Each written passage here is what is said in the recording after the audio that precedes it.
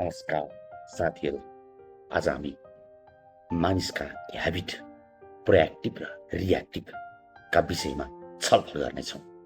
हाम्रो जीवनमा लागू गर्न ध्यान दिनेछौँ। यी ह्याबिटहरूको कुरा गर्नुभन्दा अगाडि यसका प्रिन्सिपलका विषयमा हामी बुझौँ। एउटा पहिलो प्रिन्सिपल छ सर्कल अफ कन्सर्न अथवा चिन्ताको घेरा।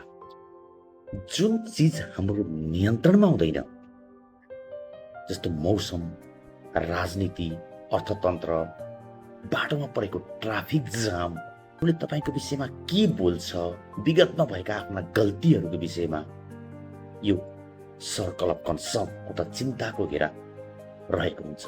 र दोस्रो सर्कल अफ इन्फ्लुएन्स, प्रभावको घेरा।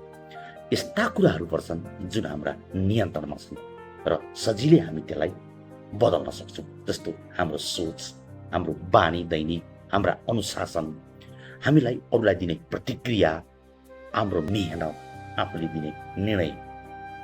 यी दुई सर्कल बिचमा जुन हाम्रो नियन्त्रणमा भएको र नभएको क्ल्यारिटी भयो जिन्दगी बाँच्ने दुईटा कुराहरू छन्। कि हामी रिएक्टिभ हुन्छौँ कि हामी प्रोएक्टिभ हुन्छौँ। यदि रिएक्टिभ भयौँ भने हामी सर्कल अफ कन्सर्न अथवा चिन्ताको घेरामा बाँचिरहेका हुन्छौँ, जुन कुनै पनि हाम्रो नियन्त्रणमा छैनन्। त्यसैका विषयमा हामी दिनभरि गफ गर्छौँ, चिया पसलमा गफ गर्छौँ, रिसाउँछौँ, गुनासो गर्छौँ, आलोचना गर्छौँ। परिणाम के हुन्छ? तनावमा बाँचिरहेका हुन्छौँ। यस्ता कुरामा ऊर्जा खर्च गर्छौँ जुन हामीले बदल्न सक्दैनौँ। यस्ता कुराहरूमा हामी फोकस गर्छौँ, जीवन तनाव, चिन्ता, निराशा बढ्दै जान्छ। रिएक्टिभ मानिसहरू जिम्मेवारी कहिल्यै लिँदैनन्, दोष बहाना अरूलाई थोपर्छन्। यदि हामी अब प्रोएक्टिभ भयौँ भने सर्कल अफ इन्फ्लुएन्स, प्रभावको घेरामा बाँचिरहेका हुन्छौँ। हाम्रो नियन्त्रण नरहेका विषय हामी त्यति ध्यान दिँदैनौँ।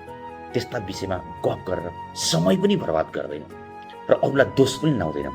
अरूका गुनासा, मिस्टेक अथवा का विषयमा कम्प्लेन पनि गर्दैनौँ। आफ्ना गल्तीहरूमा ध्यान दिन्छौँ र सुधार्ने प्रयासमा लाग्छौँ। सोचौँ कि अहिलेसम्म हामी प्रोएक्टिभ छौँ कि रिएक्टिभ छौँ। यदि रिएक्टिभ हुनुहुन्छ भने प्रोएक्टिभ बन्ने कोसिस गरौँ। प्रोएक्टिभ भए तपाईँ एउटा सफल मानिसको श्रेणीमा पर्नुहुन्छ। अर्थात् प्रोएक्टिभ बनाउँ, संसार होइन आफैलाई बदल्न सुरु गरौँ। जब आफूलाई बदल्न थाल्छौँ, हाम्रो आत्मविश्वास बढ्छ, क्षमता बढ्छ, बिस्तारै प्रभाव, इन्फ्लुएन्स हाम्रो बढ्दै जान्छ। याद राख्नुहोस्, चिन्ताले जीवन बदलिँदैन, सही ठाउँमा लगाएको प्रयासले जीवन बदलिन्छ। जुन कुरा तपाईँको नियन्त्रणमा छ। भिडियो मन पर्यो भने लाइक, सेयर र सब्सक्राइब गर्न नभुल्नुहोला। नमस्कार।